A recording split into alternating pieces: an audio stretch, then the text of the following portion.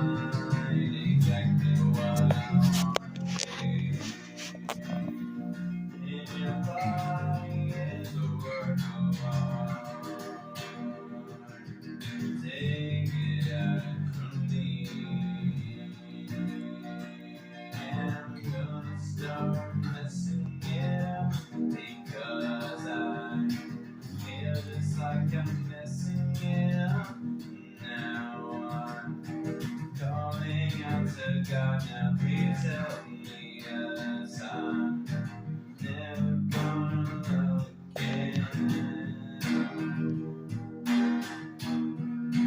Show me love, broken station. Broken station.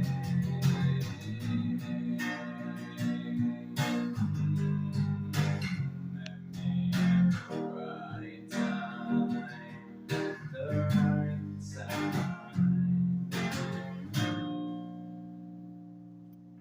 Awesome.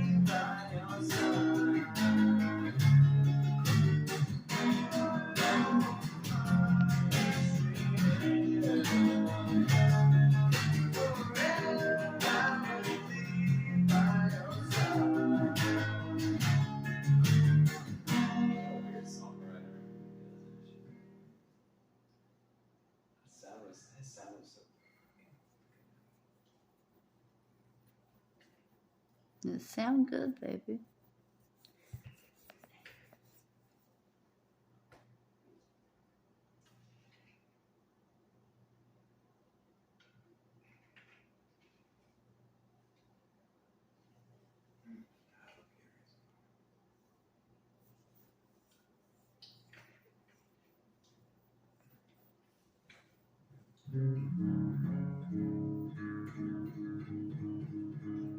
You know who Jack Black is? I think you sent me a clip of him. Yeah.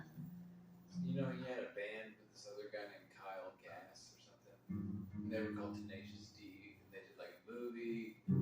Yeah. And Dave Grohl was the devil in the movie. And it was about music. And it was called The Pick of Destiny and shit. Well, anyway, so they made an album. And they were pretty successful. They had a song called I think his music sounds good. I mean, I've He's heard. very talented. He's got a great He's voice. sometimes he's kind of funny in Yeah, some ways, it's funny, but but even when he's being funny, he has a very dramatic, like a opera yeah. kind of quality. And he's got a rock and roll style that's really good. But anyway, so he's been really successful, but his bandmate, maybe not as much, obviously, because he's not Jack Black, and that's really hard to live up to. But Jack Black sent his bandmate to rehab for addiction to caffeine and basically weed.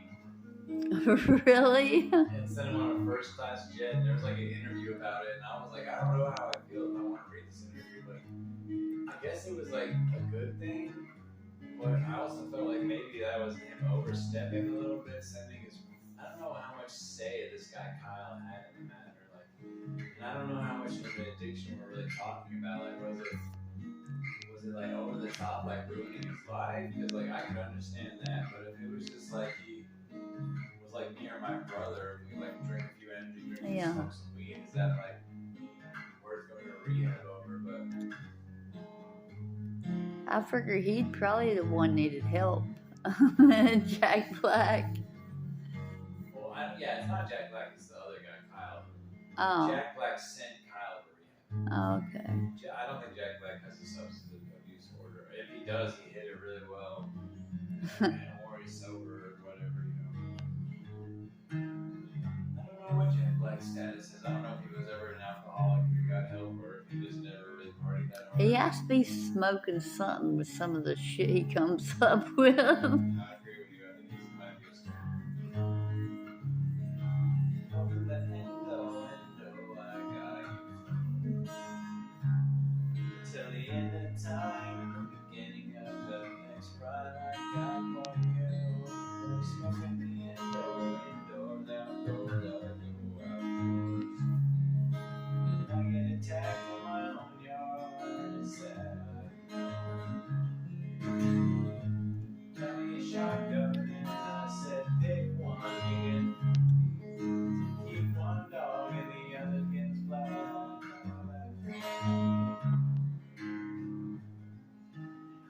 black dog is the nice one. I've been saying that. Well, I thought I kind of got used to the red one, but you were right.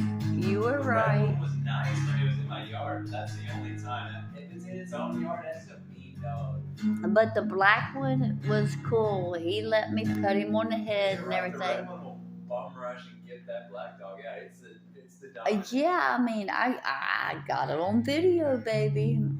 I got a video too of the black dog just looking at me. And every time I see him still, he's like watching through the little knothole. But I done it because if I would have got bit and if they would have came out on me, I wasn't scared, but I was like this close to the dog. Yeah. I thought it would have been funny, a weird response on my part if when he said, yeah, these dogs, they don't get walked. I was like, well, I'll walk your dogs for like $10 a walk. Give me $20 an hour, I'll walk both of your dogs separately. Or get them together, you get a deal. It's $10. I mean, I love dogs. I mean, but today, I don't trust her. But then it would be sad if I start walking his dogs and they like love me more than him. Just like, I don't even see him over there most of the time. I just see the little babies or see that nappy-headed woman. I mean, she's nappy too. She needs a perm or something. I'm sorry, but nappy there than a sheep's ass. That's very common sense. That bitch is nappier than a sheep's ass.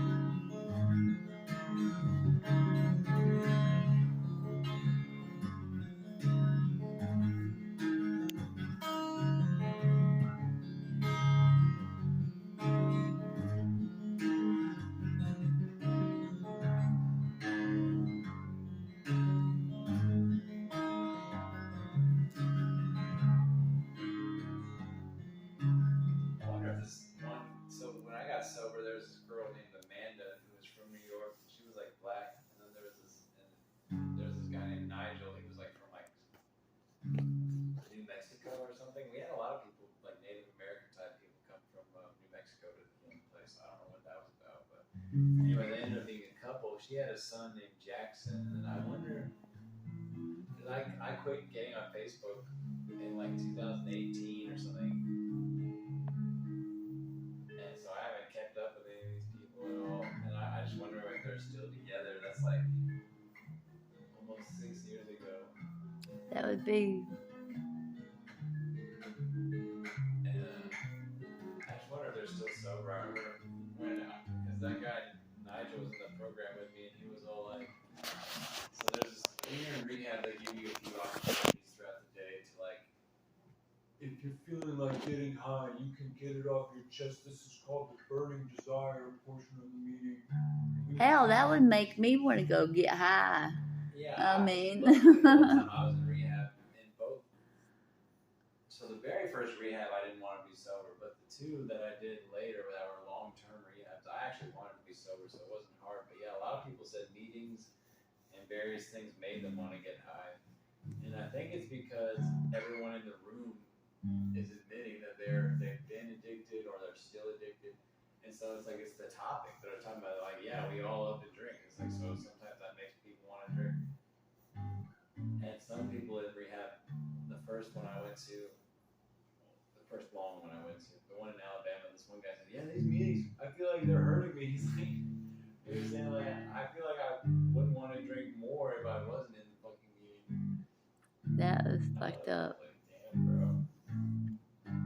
The only meetings I didn't like were, I don't know what this was about, but when we went to like an all men's meeting, it's like a whole church hall filled with just dudes, and it's like, it's kind of a weird feeling. I can't really. That would suck. Well, I'd like. And it's not like I was even like checking out all the women all the time, because I wasn't, you know. I bet now you've seen a pretty one in the crowd every now and then. But like the meetings you get used to seeing like a mix of like men and women. Yeah. It's like an all men's meeting. It just feels like you're just like thinking about all the fucking nuts in the room and shit. You're just like, Jesus Christ, dude. There's a lot of man in one. I haven't been to many, but I had been to a few, and I've seen some really, really crazy people in there have just done some crazy shit. But I've been to like 2008 meetings. I had an opportunity to go to the 80th anniversary of AA. It wasn't so it was founded in what, 1935. Yeah, that first rehab, the long one I went to, was in Alabama. I went in 2014. So June of 2015, right around the time I relapsed, was AA's 80th anniversary, and they had this big convention in Atlanta where everyone around the world was invited to go fill this sports stadium. I don't know if I would have enjoyed that. I was just like the Beatles, like just like anything popular. Once you get all like, you're surrounded by all these fans who, and they're all like, "We love sobriety," or "We love the Beatles," or "We love the Doors," or anytime that people worship things, you're just like, you know what? I don't even fucking like this anymore. It's weird. Even with Nirvana, one of my favorite bands. After a while, I was like, I need to stop worshiping this band a little bit. Even though I still love everything they did, and the more I revisit it, the more I love it. But sometimes I get sick of something, even if it's really good. Like Juice WRLD, I kind of take a step back from his music because I'm the kind of guy who just binges on that for like a long time, and then I get. I like you with Nirvana. I mean. Yeah, they're really good. It reminds me of Jimi Hendrix.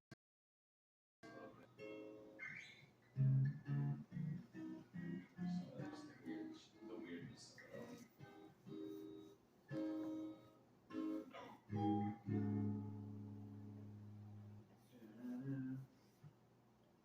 But I meant that all about sobriety though, like sobriety, and or even if you're like in Weight Watchers, like when you start going to conventions for the fucking 80th anniversary. Anyway, people start inviting you to all these things, and you're like, dude, do I really love this that much, or am I? You know, sobriety is a really weird one, but I had a lot better time doing it here in Louisville because I wasn't paying to be there. Like the healing place is free, so you're allowed to. I mean, you know, it's all voluntary, so you don't feel like anyone's conning you or anything. The first rehab, it felt that way too. I was like, man, these motherfuckers are fucking with my mind and shit. Because they had this Catholic monk come and talk to us one day. Oh shit. And this guy lives on like a monk reservation. He doesn't have any property really. And I was like, I feel like it was like he didn't seem depressed or anything when he came to talk to us, but it was like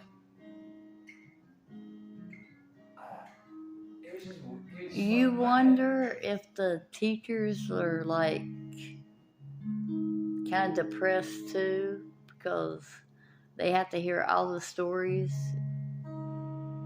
Yeah, sobriety is weird. A lot of people are genuinely happy to be sober. I feel like if you make it past the 5-year mark and you're still sober, you are genuinely happy to be sober. A lot of people disappear between the first 5 years. Like I've only ever made it like at the 2.5 or 2 years and 4 months. But I was probably going to stick with it especially if my brother had either got sober or if my parents had tried to like bring me together with him. But I think you've heard that story before.